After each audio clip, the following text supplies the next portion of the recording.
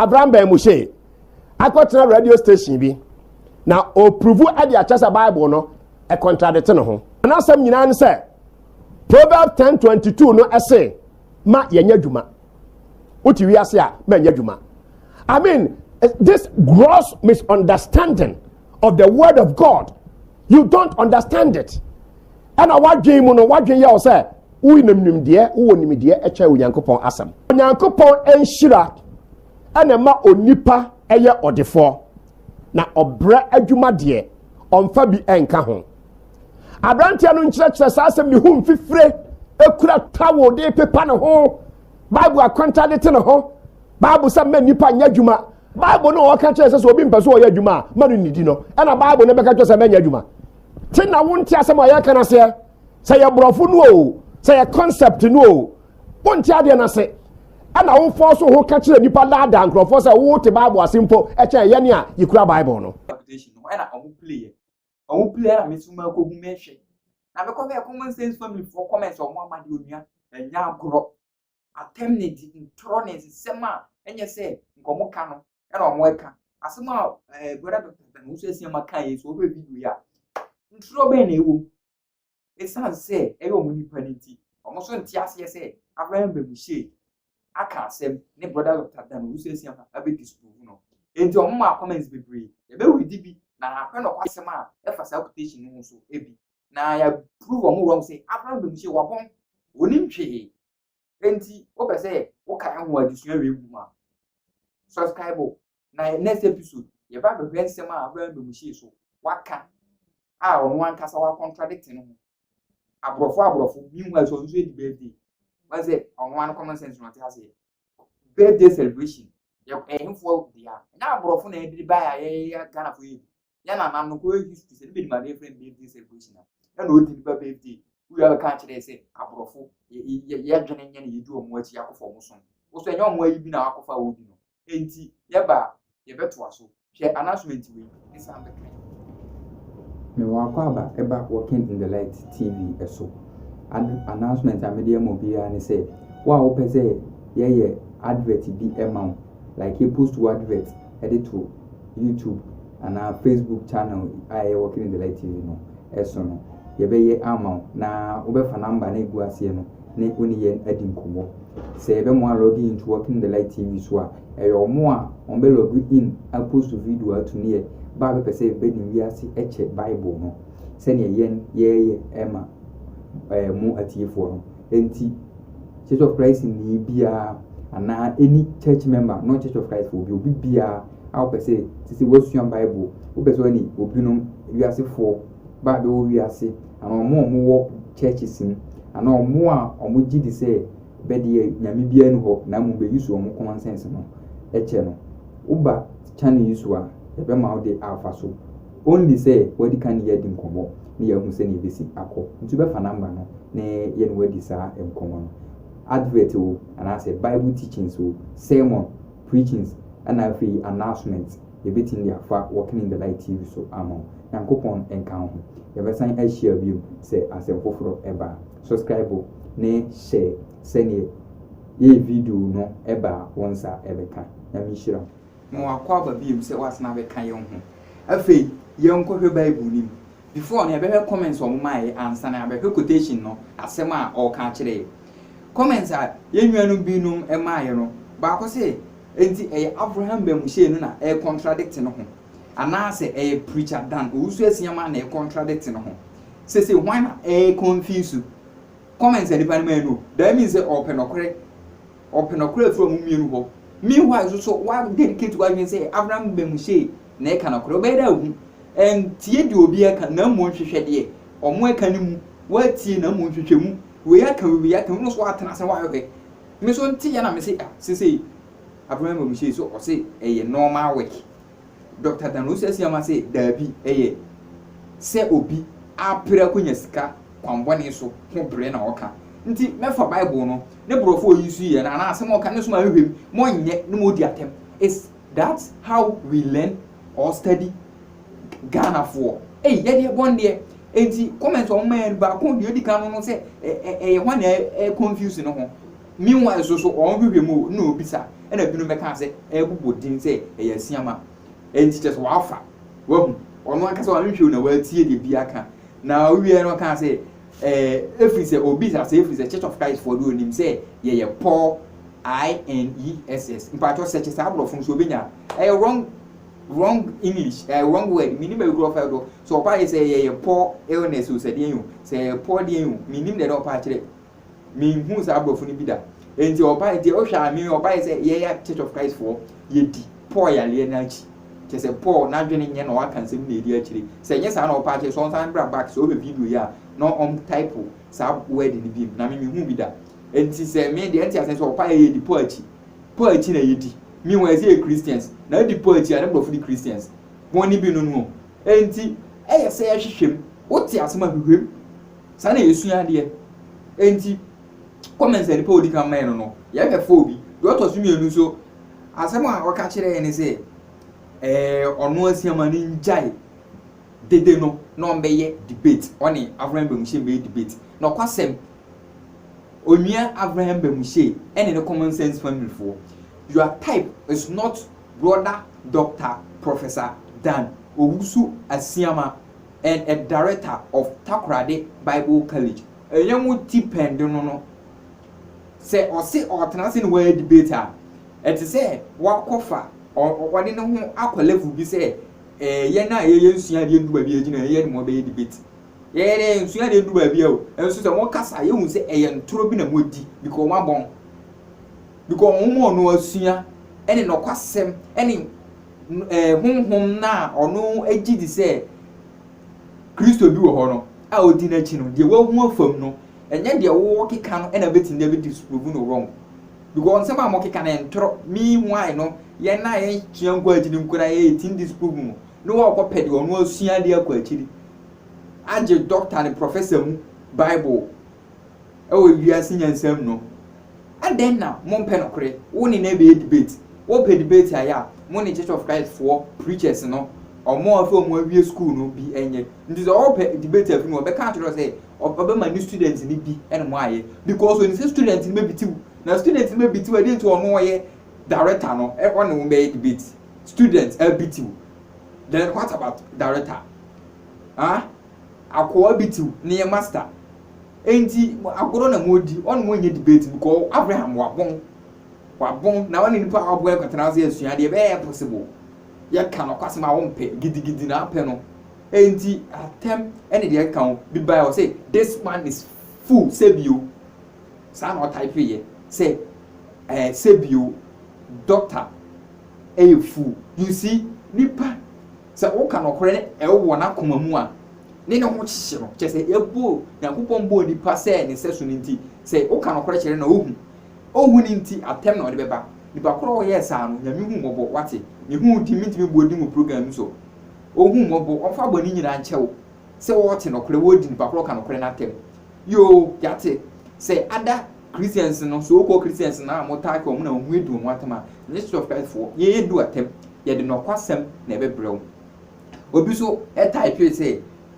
ba be so omla debate ni patu na e kan ye na di otwa to so e kan say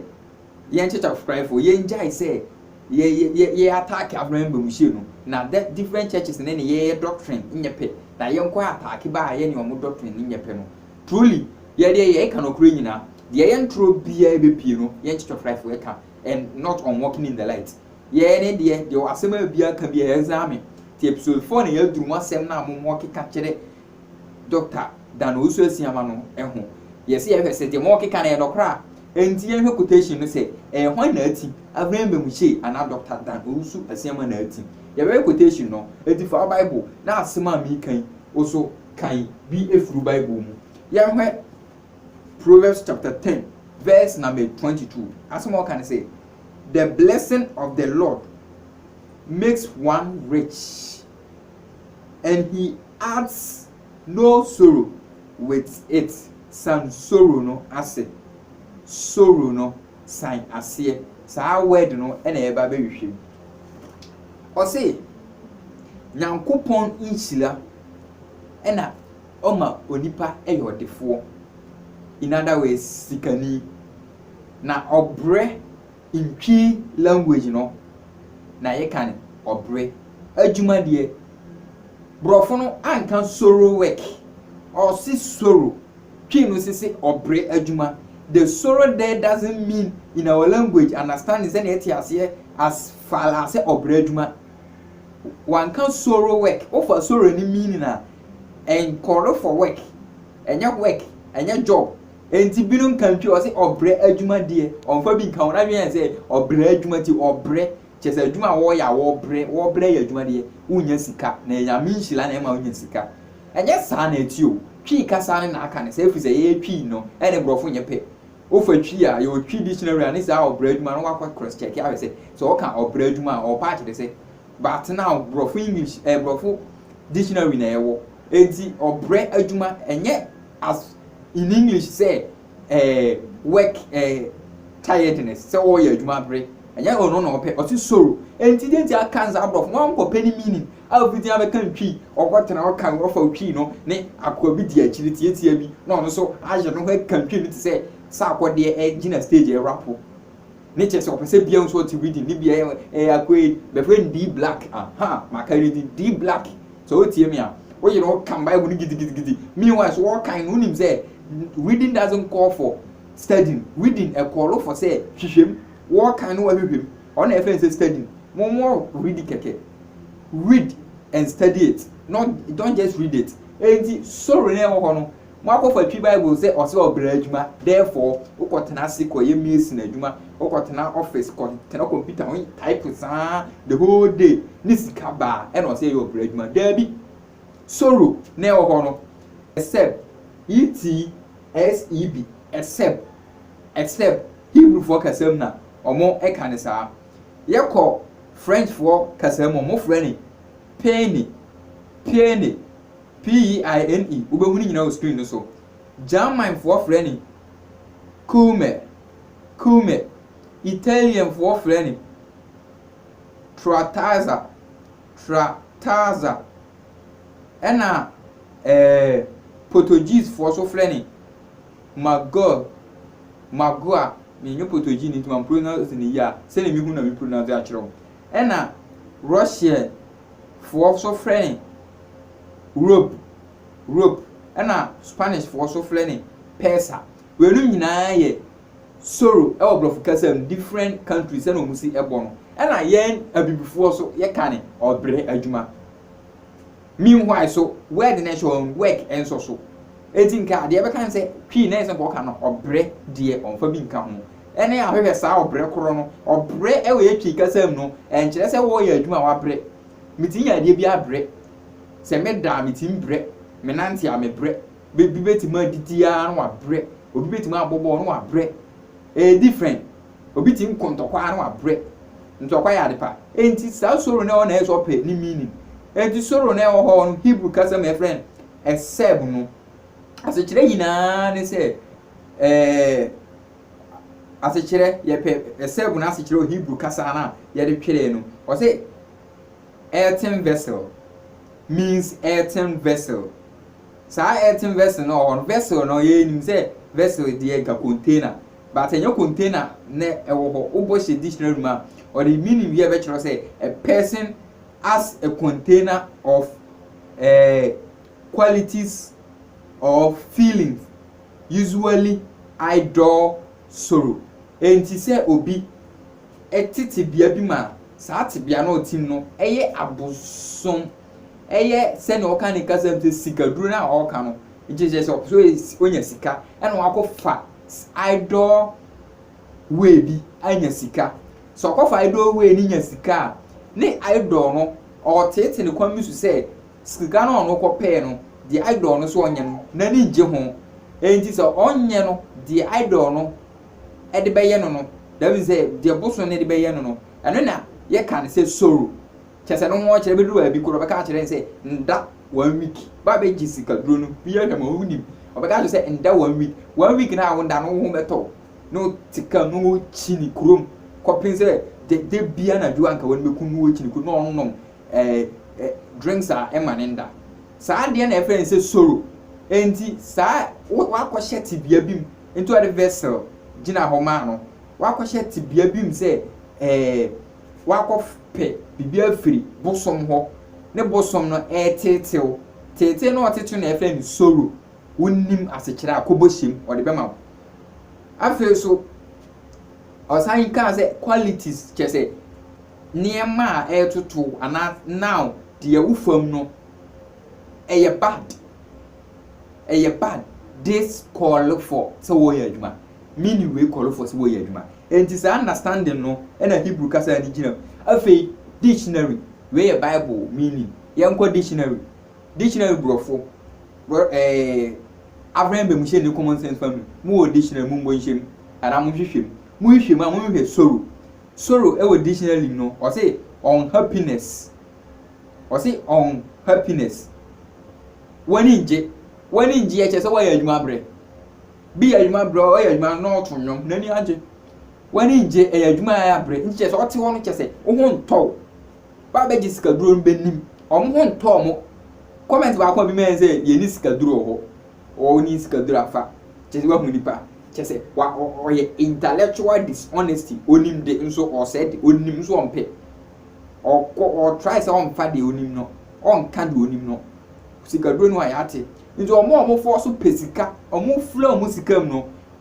boso ne bɛ manade bi a ɔso ɔnya de kɔ na ɔnya nani gye ho kokun maame kɔfa ɔbabla kokun yile fa mogya bla zɛntia mpemfo sɛ ne ɛkɔ so Ghana etwitwa ne pɛhyɛ fridge na saa de no nani gye ho ba to huna wotwen sɛ nani gye ne mu nani gye saa sorrow no na ɔse sɛ Nyankopɔn de sɛ ɔno hyira no ma sika ɔmfa bi ma wo asɛ woda wo ho ntɔw asɛ kɔfa asumasi bra asɛ ndidi sei ndi adwan wei endwale 3 days ɔno bi no ɔso mfa bi nka wo ho nti we diska na ma ho atɔw saa sorrow na Bible eka ne Abraham be mu hye nti ase wakɔfa sɛ ne common sense family for abebe ma common say wa means interpret no na sorrow no ko type in Google ne penimi ne o mpe what was wa means interpret no o penimi na be nso omboa sorrow enye sɛ wa yɛ adwuma brɛ akɔbɛka sɛ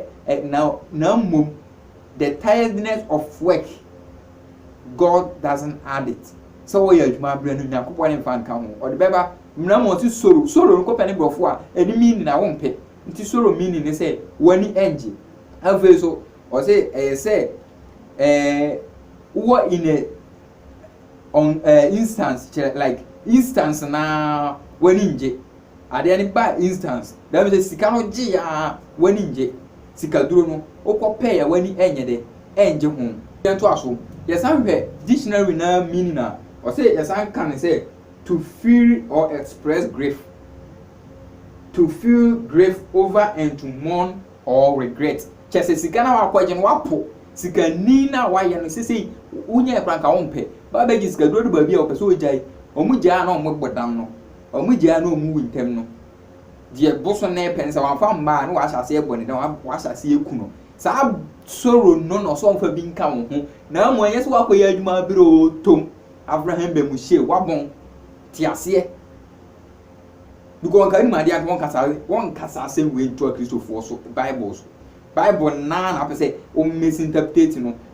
na no the Bible is full of errors wonim dia wokeka won tiase is full of error into sorrow na wo ne say wo ya adwuma wakopesika sika na akopɛ in a bad way wa pray na pesika no that means sika duro na wakɔgye wakɔfrɛ sika ni ma okɔfi ni sika firi wonu meba woda odi okɔ ma boso ni mogya ne sika begu dani saa de ni bi na ɔse bedu ba wani enje ho obɛpo obɛbrɛ wɔ saa de no ho ɔno ɔso nyame ma sika de ɔmfa bi nka ho enti ti saa quotation no ase enti wa wonte ase no bosoro ni hye gogo be ma meaning emfa adwuma ye ho breda gogo bia no a gogo ye ba kopɛ gogo e ofun bia so enka ntro sɛ ese wa ye adwuma breda bi eye mo na mo akokan twi no na twi ni kan mo nte ase na mo de be hyɛ Bible ni sɛ Bible no boa dabi Bible ni boa brofo kasa kɔ na akɔpɛ na se kyerɛ enti sɛ wakɔgye sika dura na wakɔgye sika bi ana wafɔ so akɔnya sika a enye Nyankopɔn ni nhyira na akɔnya sika no na wɔ bre wɔ sika na wanya ni wonda osɔla no ne nam sɛ bɛ sɛ woda bewu osɔla ku fa pemfo bra osɔla fa akra bra saa de na wo ye na wo se wo po ho like wo regret it and I say unhappiness when in just as kind of when you're no see now who point near Mabia one regret it when the bedges are ubedi ama ho ato ye penya koponi hira na mum enye wiase nhira sana quotation e ba kire enti ye hu say Dr. Dan Owusuasiama 18 year na mo Abraham Bemushe na ati wa utie me ase still on ti ase sorrow ni na confuse nipa bo hye gogo ubenya ni mini ya mi hira mesan ahia episode 5 eso Walking in the Light TV so na we share subscribe like and leave comments we yes idea we ya nyakopon na ebi hira wo ubehu no kre no na no kre no amwa ye ogefo John 17:17 said sanctify them with truth your word is truth. My name is Brother Upon Junior Gilbert. Meet me on episode 4. God bless you. Bye-bye.